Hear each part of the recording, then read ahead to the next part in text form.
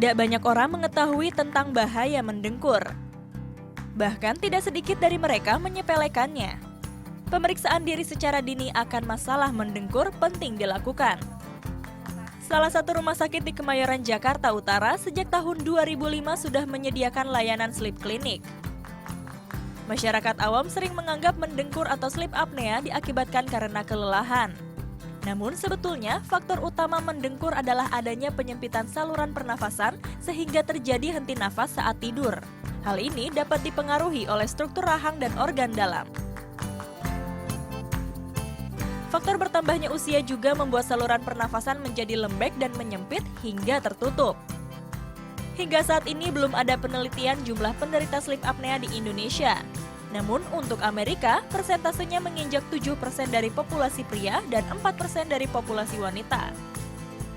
Seorang pendengkur setelah berkonsultasi kemudian menjalani pemeriksaan tidur dengan menggunakan alat polisomnografi di laboratorium tidur. Pada tahap ini, pasien dipasangi alat yang berfungsi merekam fungsi-fungsi tubuhnya selama tidur, seperti merekam aliran udara, gelombang otak, fungsi pernafasan, jantung, dan posisi tidur.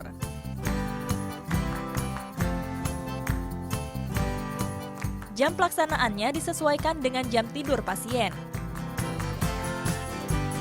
Pasien juga terus diawasi melalui CCTV untuk mengawasi timbulnya gangguan tidur lainnya. Dari rekaman akan terlihat derajat henti nafas seseorang. Ini dihitung dari jumlah rata-rata henti nafas per jam atau apnea hypopnea index atau AHI. Jika AHI kurang dari 5 per jam, maka ia hanyalah pendengkur tanpa henti nafas. Selanjutnya, 5 hingga 15 termasuk ke dalam sleep apnea ringan. 15 hingga 30 termasuk ke dalam sleep apnea sedang, dan lebih dari 30 termasuk ke dalam sleep apnea berat. Ketika sudah berada pada tingkat keparahan sedang dan berat, pasien harus berhati-hati karena akan mempengaruhi kesehatan organ. Yang paling baru dan paling mengejutkan adalah penelitian yang diterbitkan di jurnal Laryngoscope tahun 2013 yang menyatakan bahwa mendengkur untuk kesehatan jantung ternyata lebih berbahaya dibanding kebiasaan merokok atau kadar kolesterol yang tinggi. Untuk dapat mengatasi pasien sedang dan berat, dapat dibantu dengan menggunakan alat CPAP, Continuous Positive Airway Pressure.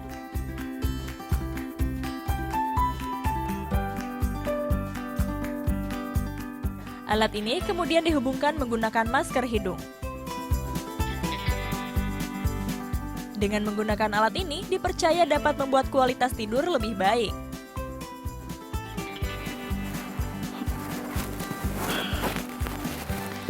Ternyata alat ini sangat membantu sekali untuk menghindari dengkuran atau mendengkur. Nah, fungsinya ternyata beda dibandingkan dengan penggunaan masker oksigen. Kalau yang ini yaitu menarik udara sekitar, kemudian disalurkan, membantu meniupkan tekanan sehingga menghindari terjadinya penyempitan saluran pernafasan. Nah, itulah beberapa penyebab gangguan tidur terutama mendengkur. Dan mudah-mudahan pagi hari ini saya juga bisa mendapatkan pencerahan dan saya bisa dapat kesembuhan selama ini. Kenapa saya terus mendengkur dan juga menyebabkan Desi ini seringkali terganggu, Nas. Tapi jangan-jangan itu juga menjadi daya tarik sehingga dia bisa bertahan sama saya selama 12 tahun ini. Benar-benar. Kadang-kadang kalau misalnya nggak ada yang mendengkur di sampingnya kok kayaknya kesepi gitu ya. Saya kangen ada yang mendengkur di sebelah saya. Oke, dan pagi ini kita sudah bersama dengan Dr. Andreas Prasaja. Ini seorang pakar gangguan tidur ya boleh katakan ya. Selamat pagi, Dok. Selamat pagi. Selamat pagi. Nah, kalau misalnya tadi mendengar cerita dari Adrian, Adrian ini sering mendengkur gitu. Apa sih sebenarnya yang harus dievaluasi? Apakah kalau kita mendengkur berarti ada yang salah sama kita? Gini, jadi masalah mendengkur kita tidak penting suaranya. Memang suara mendengkur itu mengganggu, tetapi ada yang jauh lebih berbahaya yaitu namanya sleep apnea. Sleep apnea ini kan artinya henti napas saat tidur yang biasanya dialami oleh pendengkur. Oke. Gitu. Nah, inilah yang berbahaya karena sleep apnea sudah kita ketahui sebagai penyebab hipertensi, diabetes, penyakit jantung, stroke, depresi, bahkan sampai kematian dan impotensi pada pria. Maaf, Dok. Saya orang yang sangat concern dengan kesehatan. Saya tidak makan gula, kurangin nasi. Ya mudah-mudahan saya jauh dari yang katanya diabetes. Kemudian saya juga nggak makan garam. Mudah-mudahan saya juga tidak, tadi yang dokter bilang, hipertensi. Tapi kok tetap saja saya masih mendengkur. Kira-kira apa nih karena permasalahan di gini, saya, Dok? mendengkur itu adalah permasalahan tersendiri lagi yang memiliki resiko untuk kesehatan kita. Jadi saat ini untuk kesehatan ya kita kenal konsepnya ada triumvirate of health. Apa tuh? Jadi misalkan ada segitiga kesehatan, komponennya adalah nutrisi yang seimbang, Oke. olahraga yang didasari oleh tidur yang sehat. Tidur yang sehat. Tidur yang seperti sehat. apa tidur yang sehat? Ya cukup, rutin, kualitas baik, tidak ada mendengkur. Ini sebagai dasarnya, karena kalau begitu ini terganggu dasarnya, metabolisme kita akan terganggu sehingga nutrisi pun akan terganggu. Ya, kemudian jika tidur terganggu, performance fisik juga akan terganggu, tidak akan tercapai juga. Sehingga kami dari kedokteran tidur menekankan bahwa kesehatan tidur ini jadi dasar. Ya, karena banyak sekali contoh-contoh di mana seseorang yang rajin berolahraga, kemudian dietnya dijaga, tapi saat setelah berolahraga tiba-tiba mengalami serangan jantung. Iya. Apa yang terjadi? Kalau dari kami, kita harus lihat riwayat tidurnya gimana. Selama tidur apa yang terjadi? Ya, karena proses-proses selama tidur ini pun sangat penting untuk kita perhatikan. Mendengkur misalkan. Ya. Jurnal Kedokteran Laryngoskop tahun 2013 sudah menyatakan bahwa mendengkur untuk kesehatan jantung itu lebih berbahaya dibanding kolesterol tinggi atau kebiasaan merokok. Hubungannya gimana sih dok mendengkur dengan jantung? Jadi gini, pernah lihat orang ngorok kan ya? Iya. Orang ngorok kan biasa. Tapi kalau ada episode seperti ini,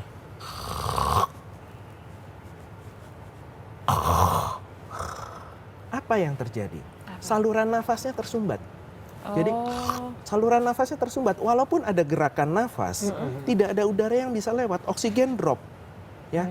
Karena sesak, si penderita akan terbangun tanpa terjaga. Dia akan ambil nafas, tidur lagi, Iya. tanpa sadar. Nah, bayangkan kalau terjadi seperti ini sepanjang malam, akibatnya proses tidur kan terpotong-potong. Ini yang menyebabkan kualitas tidur buruk. Jadi si penderita walaupun udah tidur 8 jam bahkan 9 jam, bangun dengan rasa tidak segar, siang hari mudah mengantuk, minum kopi terus, rokoknya juga banyak seperti itu. Nah, kemudian bayangkan saat di sini tersumbat, gerakan nafas kan tetap berusaha menarik udara. Iya. Akibatnya tekanan di dalam dada kan tinggi. Tekanan yang tinggi di dalam dada menghimpit apa di dalam? Jantung. Jantung. Sehingga jantung bekerja keras pada saat tidur. Oh, baiklah. Nah, inilah yang Oke, kita bisa lihat juga penelitian dari Mayo Clinic tahun 2010 di mana mengamati serangan jantung. Ya. Orang yang mendengkur, serangan jantungnya itu terjadi antara jam 9 malam sampai jam 6 pagi. ketika dia tidur. Ketika tidur dibandingkan dengan yang tidak mendengkur itu terjadi pagi sampai sore. Di mana saat beraktivitas, saat stres. Sebelum kita lanjut dok, sudah ada yang bergabung bersama kita Nes, Ibu Sandi dari Tangerang. Selamat pagi. Selamat pagi. Iya Ibu, silakan pertanyaannya. Saya mau bertanya, dok. Anak saya baru 3 tahun, tapi sudah mendengkur gitu. Itu bahaya atau tidak? Terus bagaimana cara mengatasinya? Kadang dia kalau tidur malam juga mendengkur, pas pagi juga suka mendengkur juga gitu. Tapi itu kadang terjadi, kadang tidak gitu. Itu seperti apa ya? Baik. Penting. Terima kasih, Bu. Ya, jadi kalau pada anak-anak, kalau pada orang dewasa sudah saya jelaskan bahwa akibatnya pada kesehatan jantung serius sekali. Nah, kalau pada anak-anak akibatnya ke penyakit-penyakit sih enggak, tapi kalau ini malah lebih memprihatinkan. Kenapa? Karena akibatnya langsung pada gangguan perilaku. Seperti?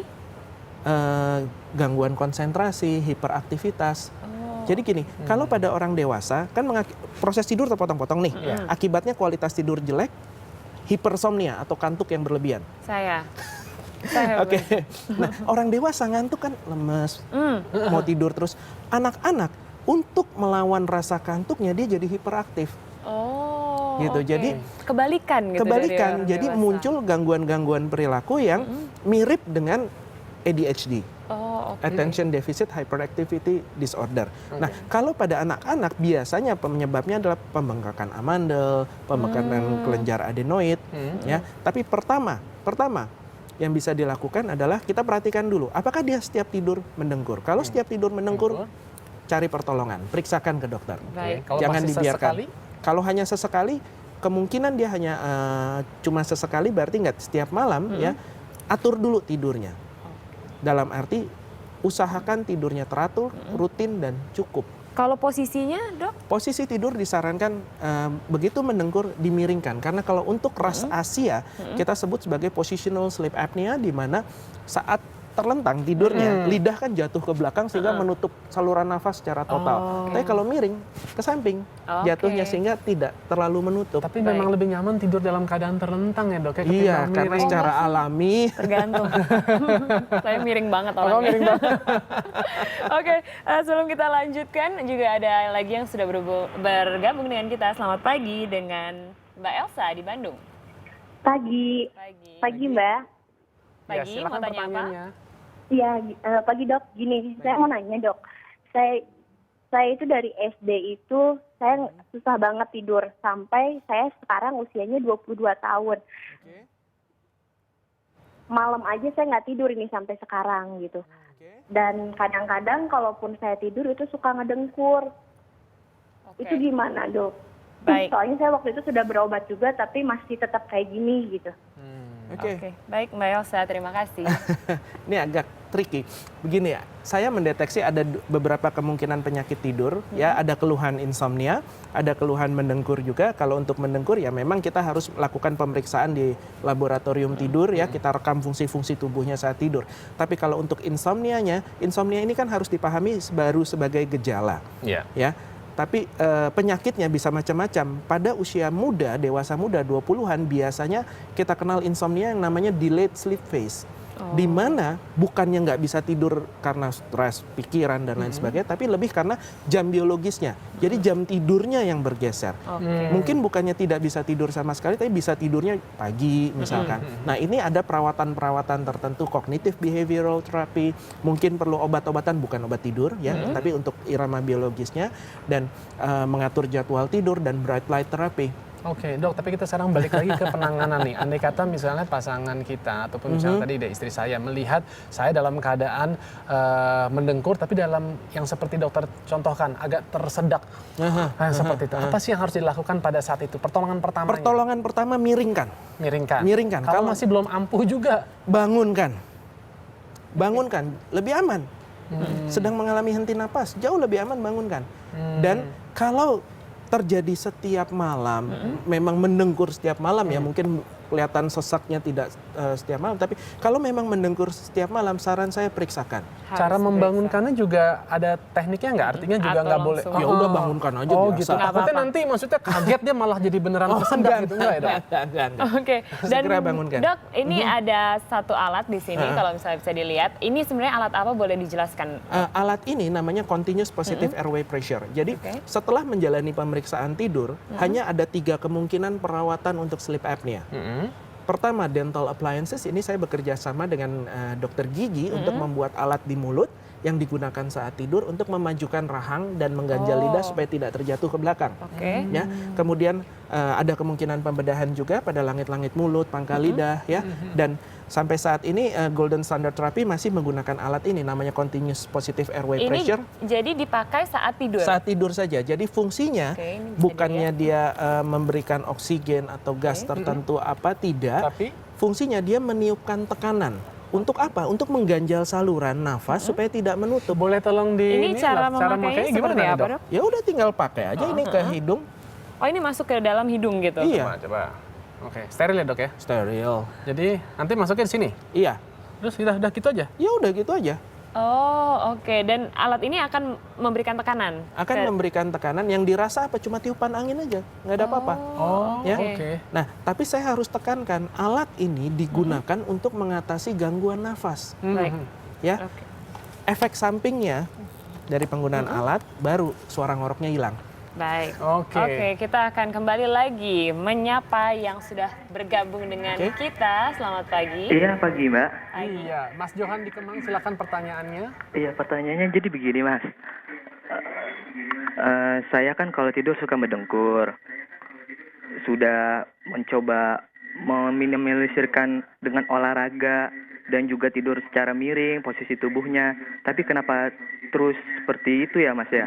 Apakah ada terapi yang benar-benar menghilangkan dengkuran itu atau minimal mengecilkan suara dari dengkuran itu? Baiklah, terima kasih Mas Johan. Gimana tuh dok? Saya harus tekankan sekali lagi yang jauh lebih penting diperhatikan adalah gangguan nafasnya, bukan suara dengkurannya.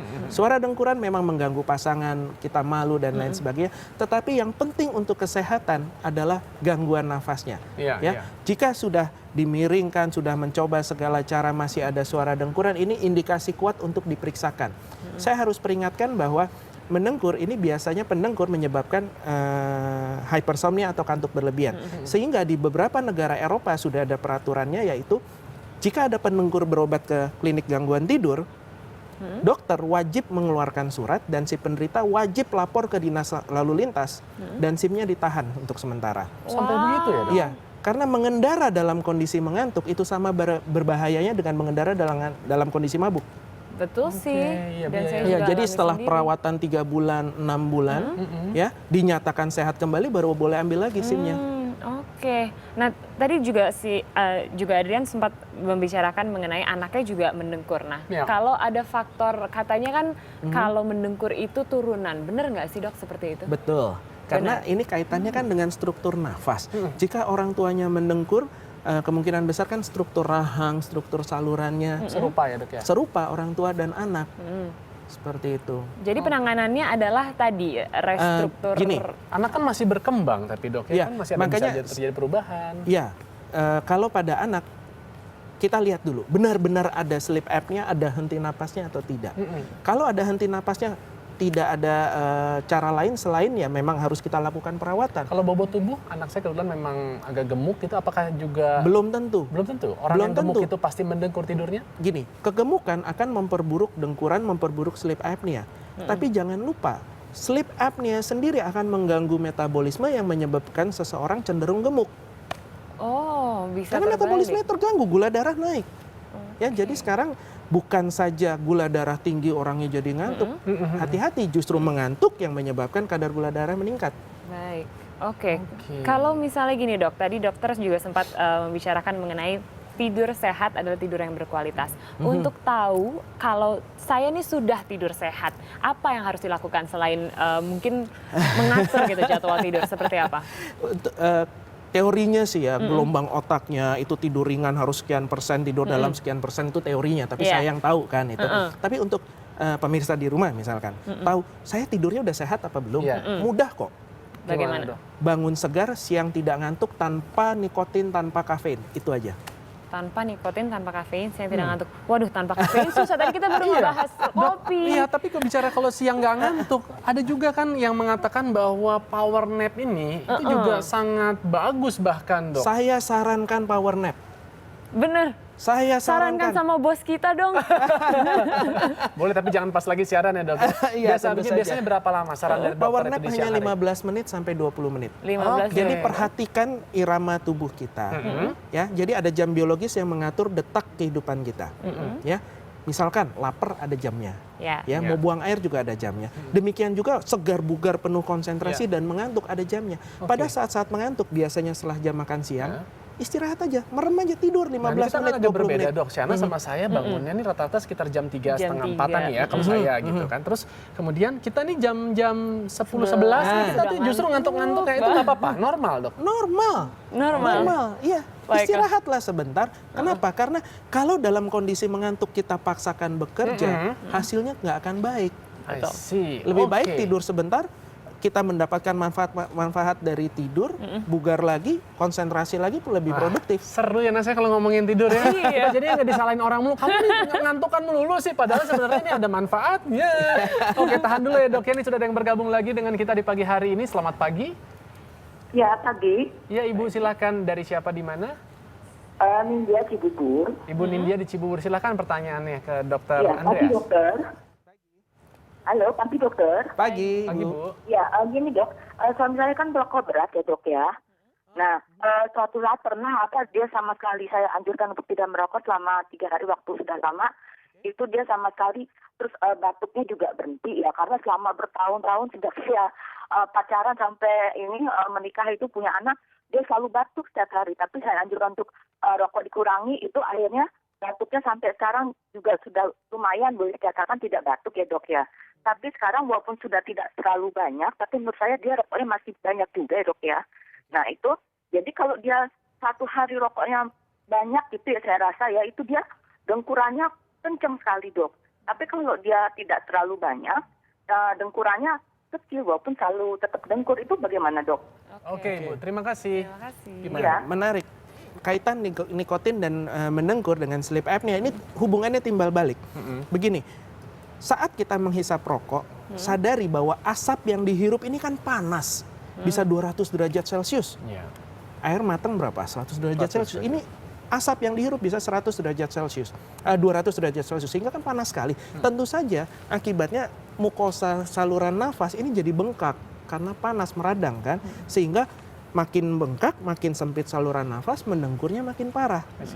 Tetapi di lain pihak, begitu seseorang mengalami sleep apnea, henti napas, kualitas tidurnya jelek, dia akan sulit menghentikan kebiasaan merokok.